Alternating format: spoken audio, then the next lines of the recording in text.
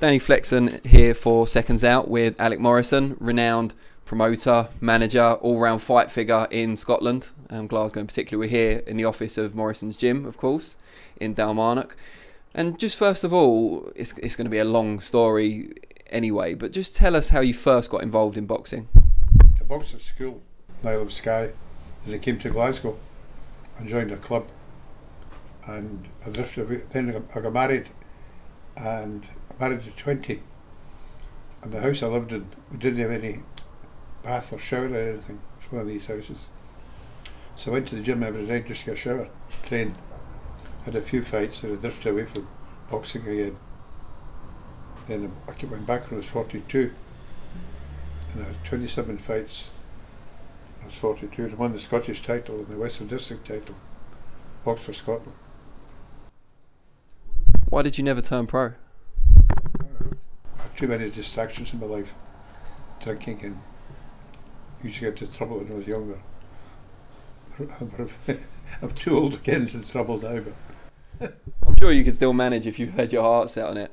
And you're a married man, of course, so it's a family business. Yeah. Has that come about? You kind of encourage your children to get involved, or were they keen to because they grew up around it?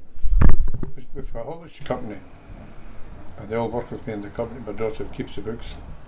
Christian helps me in the gym, helps with the promotions. Mother's son up a garage down the road, he works in the garage. So was it that you encouraged them to take part with you, or were they just keen to because they'd grown up around it? Came with me. I'm ashamed to. I kept one of my oldest son, kept him off school when he was 14. Had him driving a lorry at 14. For the haulage company? Yeah, I was coal business here. Okay. I came to Glasgow, and when I got married, you couldn't give advance wages unless you worked at, when you're 21 before you get advance wages. I started to work with a coalman, carrying coal, with a Jewish guy and his son. They were very, very good to me after I first got married. Horse and cart carrying coal up at tenements in the Gorbals. But they taught me a lot about diet and stuff like that. I used to eat a lot of sweets, chocolates and that, to go in to stop all that. The chassan, they call it chassan. How old were you when you first started boxing yourself, and how old are you now? 80. Coming up 81 now. And how old were you when you first started boxing as an amateur? As an amateur, Yeah. 15. 15. 15. You've been involved in boxing for 65 years. 5 years. Yeah.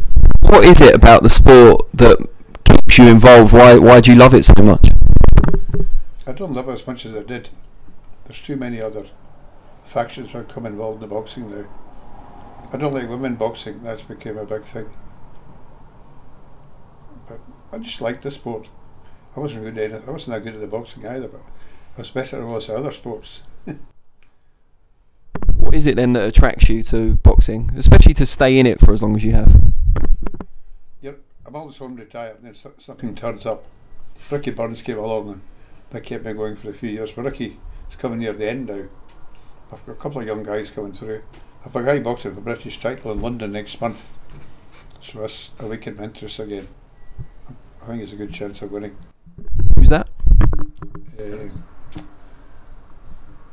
Told you mention Lee Poland. Oh, okay. Yeah. Against Ryan Walsh. That's right. Yeah. And just tell us how the setup works here now. So what do you do on a daily basis? What does Christine do on a daily basis, and so on? How's it all split up? I come in here at 6:30 in the morning, and I pull the lights, get the gym going, and I look up, go down and help my son with the haulage. Then I come back here and just potter about, make phone calls. I get a lot of visitors, people going to see me.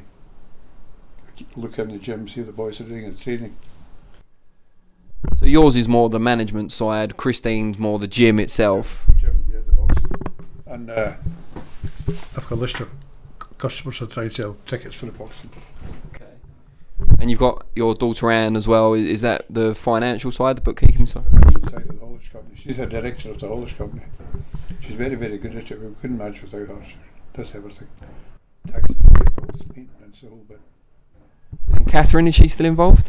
No, she left. She got a bit disillusioned with me. We used to work with Frank Warden, and a lot of promises were broken. She got disillusioned and just left. What do you see as the future for Morrison's boxing? How do you see the business evolving? I can't see it carrying on after I finish, right enough. Christian might keep it going, but I don't think so. My boys are in, they're not interested in boxing. Don't even go to watch it. What about the future of boxing in general? I'm sure you've got some quite strong views about that. What do you think of how boxing's changing? I think it's destroyed, really, especially amateur boxing. When I boxed amateur, there were 2 shows a week in Glasgow. One on a Thursday, one on a Friday. And they were full, absolutely packed, jam-packed. And you could fight every week, every other week. Now you never hear an amateur show now. And the gyms were full. As I said, people would say, they're not allowed to get a wash, a shower. Do you think the kids maybe have it a bit too easy these days? Is that why we don't get as many of them coming to the boxing clubs? I don't know, the whole world's changed. People don't seem to work anymore. I mean, this used to be factories around here. There were thousands of people who worked here. See this building alone, and this these buildings there used to be a box factory. There were over 2,000 people who worked there. There was 2 foundries across the road. There's a boiler work over there. There's a lemonade factory next door. There are thousands of people who work this wee area. There's hardly any work at all now.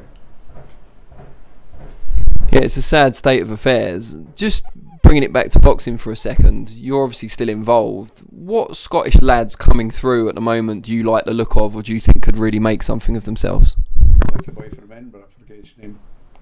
He's fighting for a world title on Saturday. Josh Taylor. Yeah. I think he's very good. He can punch and he can take it. That kid of boxing, Louis Paulin, he looks pretty good as well. And the Pakistani boy. Cash Farouk. He used to train here. Yeah. I was a stablemate of his old manager, Bobby Carey. His old trainer, amateur trainer. I was supposed to manage him, so somebody else took him to Ian Wilson. He's done a very good job with him, actually. You mentioned Josh Taylor. Are you going to be there ringside on Saturday night? No, I'll watch it on television. Got to that stage of life now where you'd rather have your home comforts.